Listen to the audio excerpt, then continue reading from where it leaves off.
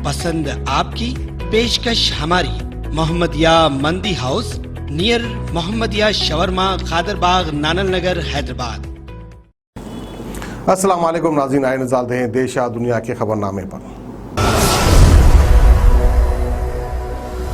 सच news के खबरनामे में आप सबका इस्तकबाल है। आज की सबसे बड़ी खबर आ रही है शिवपाल सिंह की तरफ से, जहां पर उन्होंने कहा है कि अब कोई भी कुर्बानी देनी पड़े सपा के साथ ही रहेंगे। अखिलेश से मुलाकात के बाद शिवपाल ने ये बयान दिया। अखिलेश यादव के साथ मुलाकात करने के बाद शिवपाल यादव ने पहली बार बयान दिया है। गठबंधन के बाद शिवपाल यादव ने अपने कार्यकर्ताओं को संबोधित करते हुए अब चाहे कोई कुर्बानी देनी पड़े, जब फैसला ले लिया तो सपा के साथ ही जाएंगे। शिवपाल सिंह यादव ने अपने गिले शिकवे दूर कर लिए और दोनों पार्टियों के बीच गठबंधन पर सहमति जता दी गई है। अखिलेश यादव के साथ मुलाकात करने के बाद शिवपाल यादव ने यह बयान कंफर्म कर दिया है। उन्होंने आगे ये भी कहा है कि अब सब कुछ हो गया, गठबंधन हो गया। मैंने कल भी कहा था कि अगर गठबंधन होगा तो सीटें कम मिलेंगी। मैंने पहले ही कहा था अगर समाजवादी पार्टी ने 200 सीटों पर तैयारी कर ली होती तो बहुत पहले ये फैसला हो जाता, लेकिन 3 सालों में समाजवादी पार्टी 100 सीटों पर भी तैयारी नहीं कर पाई। उन्होंने कहा कि खैर अब कुछ नहीं, अब देखना ये है कि हम मिलकर चुनाव लड़ेंगे, त्याग करना पड़ेगा तो त्याग भी करेंगे।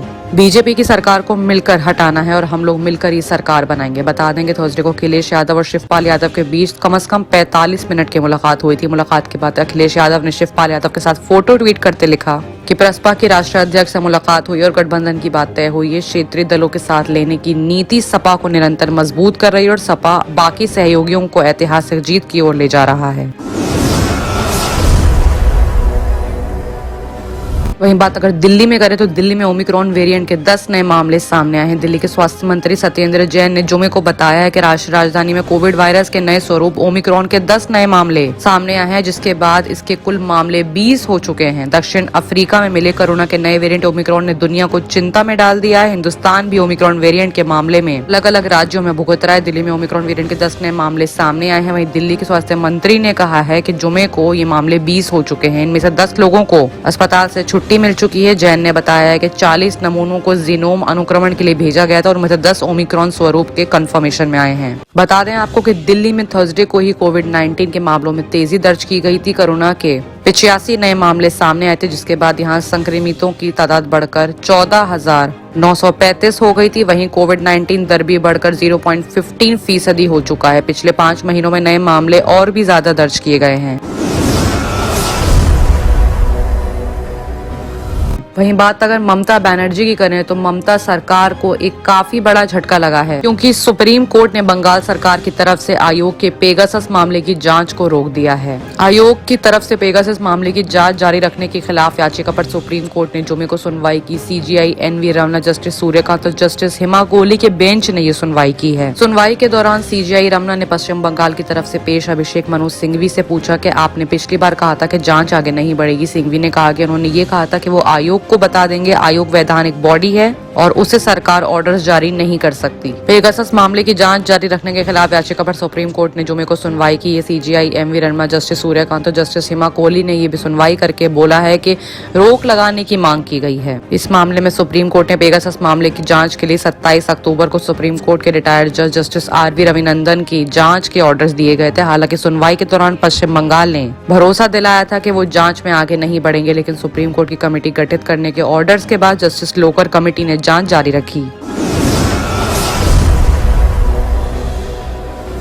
वहीं बात अगर कर्नाटक की करें तो कर्नाटक विधानसभा में रेप को लेकर बयान देने वाले कांग्रेस विधायक ने माफी मांगी है। कर्नाटक विधानसभा में बेहद भग्गी और शर्मनाक टिप्पणी की गई। टिप्पणी करने वाले कांग्रेस विधायक रमेश कुमार थे। इस बयान के बाद कई विधायक हंसने लगे। स्पीकर भी कार्यवाही करने के बजाय हंसते नजर आए। हालांकि बाकी उन पर कार्यवाही करने की मांग हो रही। कांग्रेस विधायक ने विधानसभा में अपने बयान को लेकर माफी भी मांग ली है, जहाँ पर इस मामले में स्मृति ईरानी ने भी इसे शर्मनाक बताया है। वहीं अगर बात जया बच्चन की करें तो उन्होंने भी सख्त कार्यवाही की मांग की है। उन्होंने कहा है कि कितनी ऐसी हिम्मत हो गई कि सबसे पहले इस नेता को पार्टी से रिजाइन करना चाहिए या पार्टी को इसे निकालना चाहिए, क्योंकि किसी भी तरह के मजाक को रेप से जोड़ना जस्टिफाई नहीं है।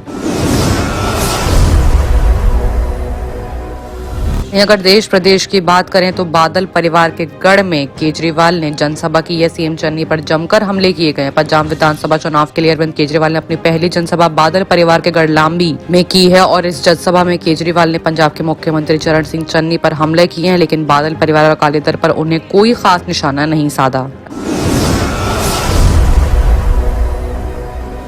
आइए बात करते हैं इंटरनेशनल खबरों की, जहां पर सबसे बड़ी खबर आ रही है अमेरिका से, जहां पर अमेरिकी राष्ट्रपति की डरावनी वार्निंग सामने आई है। बाइडेन ने कहा है कि इस बार सर्दी में ओमिक्रॉन से हालत सीरियस हो सकती है, मौत का खतरा भी बढ़ सकता है। अमेरिका में कोरोना के मामले लगातार बढ़ रहे, नई वेरिएंट ओमिक्रॉन से मिलने से चिंता भी बढ़ चुकी। देखते हुए अमेरिकी राष्ट्रपति जो बाइडेन ने लोगों को चेताया है, वार्निंग दी है। उन्होंने कहा है कि वैक्सीन न लगवाने वाले लोगों को इस सर्दी में मुश्किल हालातों का और बीमारी और मौत का सामना करना पड़ सकता है। कुछ दिन पहले बाइडेन ने कहा था कि अमेरिकियों को वायरस के नए स्ट्रेन से डरने की जरूरत नहीं है, हालांकि अब उनकी राय बदल गई है। महामारी को लेकर मेडिकल एक्सपर्ट के साथ हुई मीटिंग के बाद ये भी कहा गया कि देश ओमिक्रॉन से निपटने के लिए पूरी तरह से तैयार है। देश में बूस्टर डोज दी जा रही है और ट्रैवल को लेकर नियम लागू कर दिए गए हैं।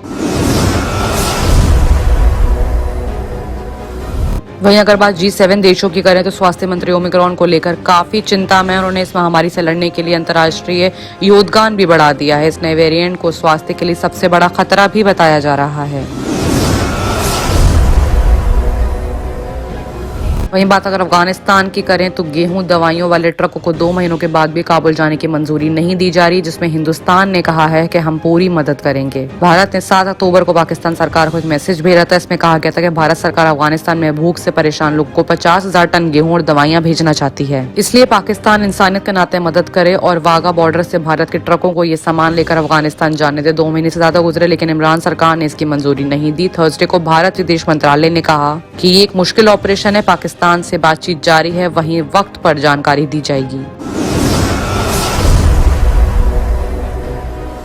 वही बात अगर जापान की करें तो जापान के ओसाका शहर में आग लगने से 27 लोगों की मौत का मामला सामने आ रहा है। जापान के शहर ओसाका में 17 दिसंबर को एक मेंटल हेल्थ क्लिनिक के कमर्शियल बिल्डिंग में आग लग गई, जिसमें 27 लोगों के मारे जाने की खबर आ रही है। पुलिस ने आगजनी को आग का कारण बताया है। ओसाका पुलिस के प्रवक्ता ने न्यूज एजेंसी को बताया कि अधिकारी आग की वजह की जांच कर रहे हैं। पुलिस सोर्सेज का हवाला देते हुए कुछ जापानी मीडिया आउटलेट्स ने कहा कि एक शख्स ने आग लगाने की कथित तौर पर कोशिश करी है और लिक्विड को फैला दिया है। दमकल विभाग ने अधिकारी को बताया कि आग सुबह 10:18 पर लगी है। दोपहर तक हादसे में 70 दमकल गाड़ियां पहुंच चुकी थी। अधिकारी ने बताया कि पश्चिमी जापान के कितानशी रेलवे स्टेशन के पास एक शख्स कारोबारी इलाके में लगी आग पर आधे घंटे की मशक्कत के बाद काबू पा लिया गया है। पुलिस प्रशासन ने बताया कि मामले की जांच चल रही है। बाकी की तमाम खबरों के लिए देखते रहिए सच न्यूज।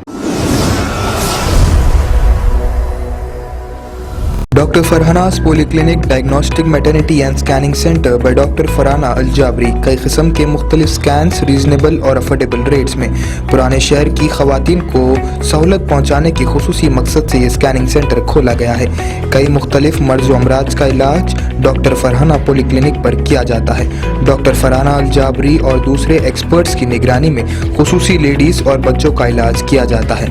एड्रेस याकुतपुरा, बड़ा बाजार, जफर रोड, हैदराबाद। स्क्रीन पर दिए गए नंबर्स